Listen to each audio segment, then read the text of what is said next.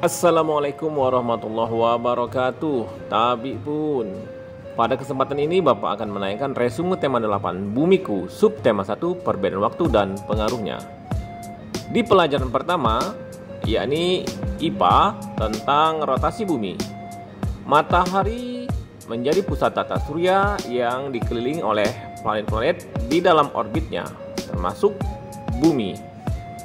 Bumi yang kita tinggali ini melakukan dua gerak, yaitu gerak rotasi dan gerak revolusi. Gerak rotasi bumi adalah perputaran bumi pada porosnya yang bermula dari arah timur ke barat. Bumi berputar dengan waktu sekitar 24 jam dengan kecepatan 1670 km per jam. Kala rotasi dikenal dengan 1 hari. Saat bumi berotasi, fenomena apa yang terjadi? Ya, beberapa fenomena yang terjadi diakibatkan oleh rotasi bumi. Yang pertama, terjadinya siang dan malam. Hal ini terjadi karena ada dua bagian bumi yang sebagian menghadap matahari dan sebagian lagi membelakangi matahari. Seperti tampak pada gambar, dua orang siswa sedang mempraktikkan fenomena siang dan malam. Senter itu ibarat matahari menyinari sebagian bumi, dan bagian bumi atau globe yang tidak terkena senter berakibat malam hari. Yang kedua, fenomena gerak semu harian matahari. Matahari terlihat bergerak mengelilingi bumi kan? Sebenarnya bumilah planet yang kita diami ini mengelilingi matahari. Peristiwa itu disebut dengan gerak semu harian matahari. Yang ketiga, fenomenanya adalah perbedaan waktu. Pusat waktu berada di kota Greenwich, Inggris, yang berada pada bujur 0 derajat. Kota Greenwich Inggris ini terletak pada bujur 0 derajat. Setiap selisih bujur 15 derajat, perbedaan waktu mengalami selisih 1 jam. Seperti di negara kita Indonesia, ya kita mengenal adanya 3 waktu, yaitu WIB waktu Indonesia bagian barat, kemudian ada WITA waktu Indonesia bagian tengah, dan WIT waktu Indonesia bagian timur. Fenomena yang keempat yaitu pembelokan arah arus laut. Pada belahan bumi selatan, arah arus laut berbelok searah perputaran jarum jam. Pada belahan bumi utara, arah arus laut berbelok berlawanan dengan arah putaran jarum jam. Selanjutnya kita akan membahas tentang revolusi bumi. Ya, ini berbeda dengan rotasi. Revolusi bumi adalah gerakan bumi mengelilingi matahari. Revolusi bumi selama 365 hari atau 1 tahun. Apa yang terjadi akibat revolusi bumi? Yang pertama, adanya perubahan musim. Kemudian yang kedua adalah perbedaan antara lama, siang, dan malam di berbagai tempat. Yang ketiga, perubahan rasi bintang yang berbeda. Kita akan membahas lebih lanjut pembagian waktu yang ada di Indonesia. Perbedaan waktu di Indonesia dibagi menjadi 3, yakni waktu Indonesia bagian barat atau WIB, waktu Indonesia bagian timur atau WIT, dan waktu Indonesia bagian tengah atau WITA.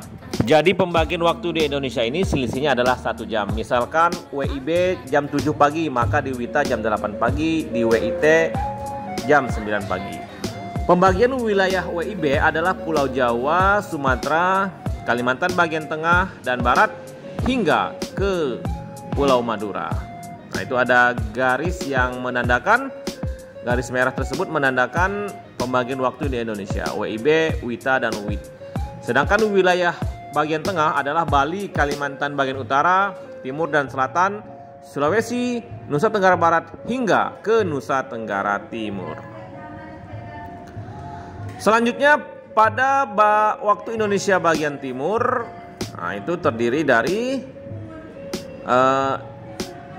provinsi-provinsi atau wilayah Indonesia yang berada di bagian timur, meliputi 2 pulau, yakni Kepulauan Maluku dan Pulau Papua. Jadi sudah jelas ya Nak ya, perbandingan atau selisih waktu yang ada di Indonesia. Selisihnya adalah 1 jam. Bapak ulangi, ketika di waktu Indonesia bagian Barat WIB jam 7 pagi, maka di WITA jam 8 pagi, di bagian timur jam 9 pagi. Kemudian bahasan tentang globe atau bola bumi. Yang pertama, garis yang tampak pada bola dunia atau peta dunia disebut dengan garis lintang atau paralel dan garis bujur atau meridian. Garis lintang adalah garis khayal horizontal yang melingkari bumi. Itu ada garis lintang utara, kemudian garis lintang selatan. Ya anak-anak bisa diperhatikan ya, antara garis lintang utara yang berada di atas bola bumi dan garis lintang selatan yang berada di bawah globe. Garis lintang dibedakan menjadi 2, yaitu lintang utara dan lintang selatan. Garis lintang digunakan sebagai pedoman untuk pembagian wilayah iklim. Garis bujur adalah garis khayal yang membujur, yang membelah bumi menjadi belahan barat dan belahan timur. Jadi garis bujur ini adalah garis dari atas ke bawah. Garis bujur digunakan sebagai pedoman untuk pembagian wilayah waktu. Garis bujur timur seperti tampak pada gambar itu ada di sebelah kanan pada globe, dan di sebelah kiri ada garis bujur barat. Nah anak-anak sekalian, sekarang kita berlanjut pada pembahasan IPS, yakni kawasan Asia Tenggara.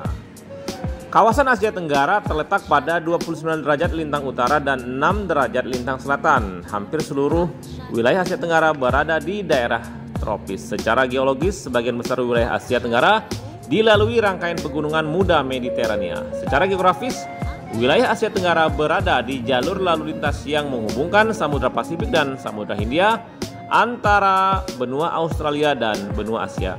Tingginya curah hujan ini juga menyebabkan kawasan Asia Tenggara banyak hutan yang sangat lebat.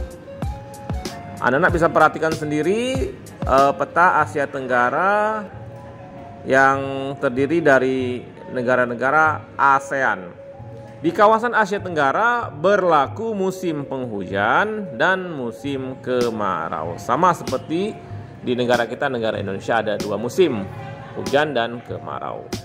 Sekarang kita memfokuskan diri ke salah satu negara di Asia Tenggara, yakni Singapura, yang terkenal dengan patung singa yang bernama Merlion.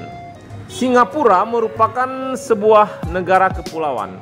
Lokasi Singapura berada di antara negara Malaysia dan negara Indonesia. Luas wilayah Singapura sekitar 622 km persegi.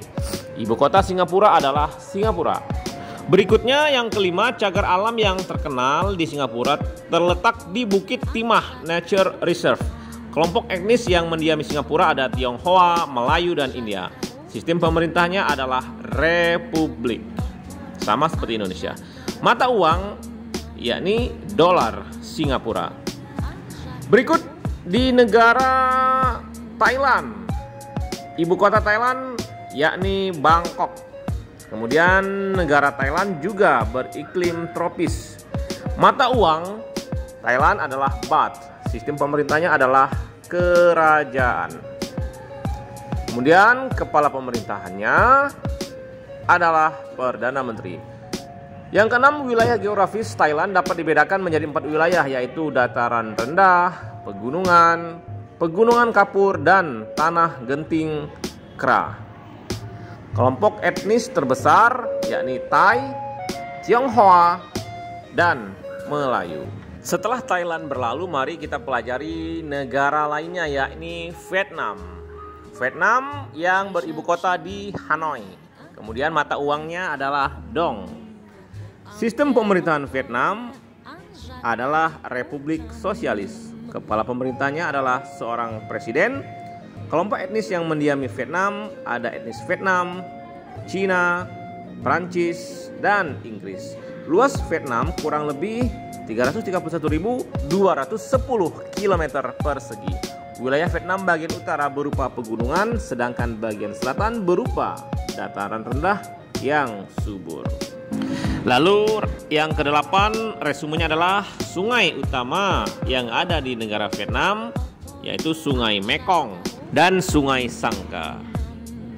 Nah, organisasi ASEAN adalah organisasi yang terdiri dari negara-negara yang terletak di Asia Tenggara yang bersepakat membentuk sebuah organisasi yang bernama ASEAN. Organisasi ASEAN ini sendiri didirikan pada 8 Agustus tahun 67 di Bangkok, Thailand. Organisasi ASEAN bertujuan menjalin kerjasama antar negara Asia Tenggara.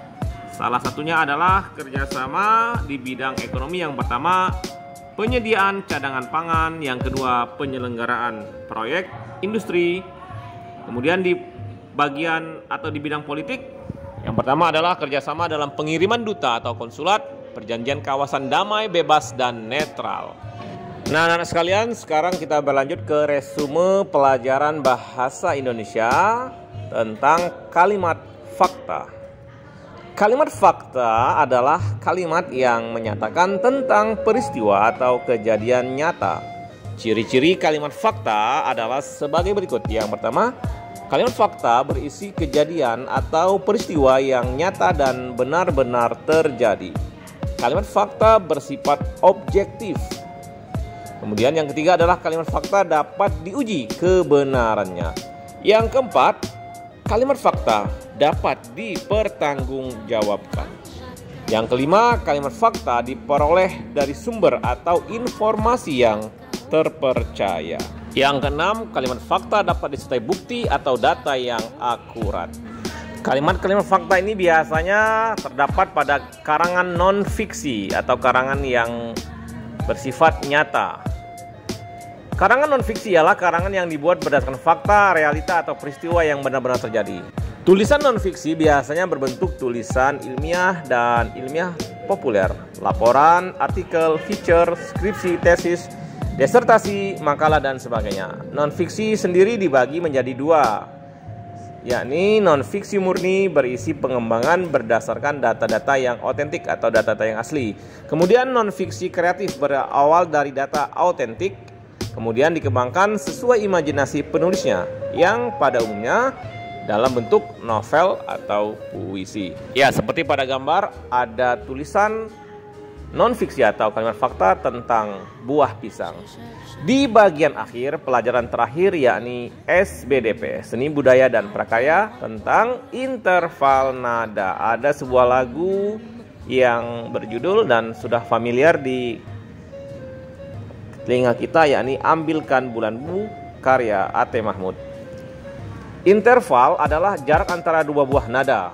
Jika dua buah nada tersebut dimainkan secara bersama-sama, kita mengenalnya dengan istilah interval harmonis. Sedangkan dua buah nada tersebut dimainkan satu nada kemudian disusul dengan nada yang lain secara berurutan, kita mengenalnya dengan istilah interval melodis.